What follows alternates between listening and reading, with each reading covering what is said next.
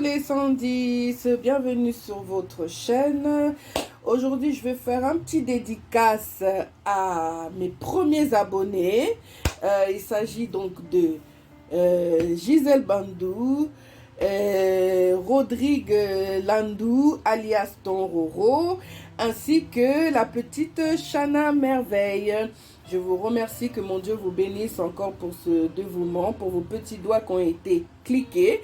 Donc, à vous qui vous jeûnez à nous aujourd'hui, je vous dis bienvenue à vous aussi. Je vous dis déjà merci d'avance parce que je sais que vous allez aussi vous abonner. Donc, que mon Dieu vous bénisse aussi également. Donc, aujourd'hui, on est là pour la recette de beignets, les mikate en lingala parce que je suis congolaise, à la façon de Sandy. Donc, c'est parti. Donc, nous avons ici la farine, nous avons la purée. Moi, je mets un peu de purée dedans, ça donne un goût très doux. Mais si vous ne voulez pas mettre la purée ou si vous n'en avez pas, c'est pas grave non plus. Ça vous donnera toujours des bons beignets. Nous avons la levure. Donc, moi, la levure que j'utilise, c'est comme ceci. Donc, c'est en dose, hein, comme ça. Donc, j'en prends juste un comme ça suffit. Si vous utilisez beaucoup de farine, vous en mettez. Donc, en fonction de la quantité de farine que vous utilisez, vous mettez le nombre. Donc, moi, je vais faire juste une petite quantité pour les enfants. J'utilise également le sel, les sucres vanille et un œuf aussi également. L'œuf et l'eau. Donc, que votre eau soit un peu tiède, pour que votre pâte gonfle assez rapidement. Donc là, mes 110, on a la farine. Donc c'était même pas 1 kg. Donc on va dire quoi? On va dire 700 grammes. Si vous voulez faire 1 kg, vous pouvez aussi faire 1 kg. Attendez, je vais mettre tout. Donc on va dire à peu près 1 kg. Vous pouvez aussi faire 500 grammes. Hein. Voilà. Donc la quantité de purée, ça va être équivalent 1, 2, 3.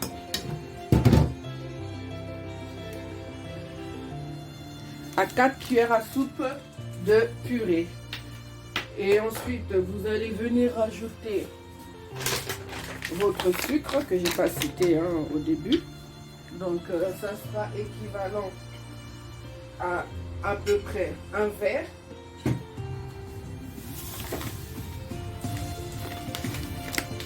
Un verre de sucre. Hein. Le sucre, en tout cas, c'est à votre guise. Hein. C'est comme vous le sentez dans le moment là. Donc, moi, j'aime pas trop quand c'est trop sucré aussi. Donc, vaut mieux mettre un peu.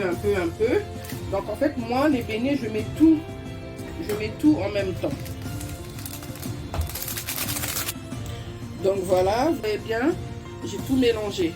Donc le sel, j'ai mis équivaut à 3 petites pincettes. À 3 petites pincettes, parce que moi j'aime bien quand ça se ressent quand même. Hein. Donc voilà, vous mélangez le tout. Et après, on commence à verser l'eau au fur et à mesure. Voilà. Moi, je préfère faire comme ça. Il ne faut pas attendre que la pâte elle gonfle pour remettre le sucre et tout. Je trouve que comme ça, c'est plus rapide. C'est plus rapide et pour moi, c'est mieux. Donc voilà, on met l'eau au fur et à mesure. Ne mettez pas tout directement, sinon, surtout si vous n'avez pas de farine en plus, ça va être chaud. Donc voilà.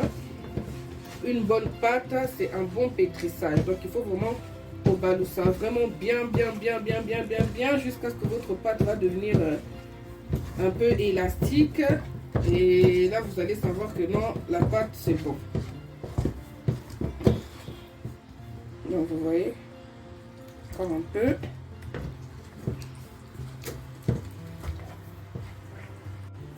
Donc voilà mes amours. Ça donne ça, mes 110. Vous voyez la texture de la pâte, comment elle a changé? Elle est devenue un peu caoutchouteux. Hein? Donc voilà, vous voyez? Hop, ça donne ça à peu près la texture. Après, vous allez voir quand vous allez laisser reposer à peu près 1h30, 2 heures, plus 2 heures. Vous allez voir comment votre pâte, elle va devenir. Voilà, donc là, la pâte, elle est terminée. Surtout besoin une grosse casserole, hein. un truc espacé parce que la pâte elle va gonfler. Donc moi la mienne je trouve qu'elle n'est pas assez espacée. Je vais changer, je vais mettre ça dans un truc plus espacé, plus grand. Donc voilà, je vous dis à tout à l'heure pour la cuisson. Donc voilà mes sandises de retour. Donc voilà, après qu'on ait laissé notre pâte bien gonfler pendant 2 heures à peu près. Donc voilà la pâte, la texture de la pâte, ce que ça donne. Donc on a mis l'huile, notre huile à chauffer. Donc moi je fais avec cette casserole là parce qu'elle frit encore mieux que à la friteuse. Ça me fait des jolis beignets. Donc moi je vais faire dedans. Donc après on va procéder ceci comme ça. On va faire des boules. Et hop, on verse. Boule et hop, on verse. Les boules et hop, on verse. Les boules et hop, on verse. Boule, hop, on verse. Hop, on verse. Hop, on verse. On fait le fort. Je vais baisser le feu. Bon, vous voyez les boules. Je vais baisser le feu un peu. Voilà. Vous voyez 70.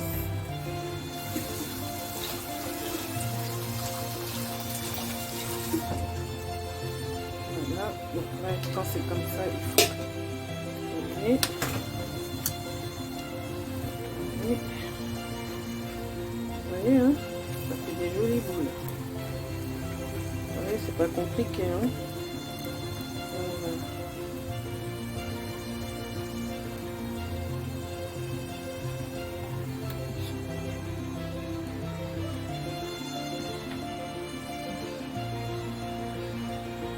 Donc voilà, mes 110.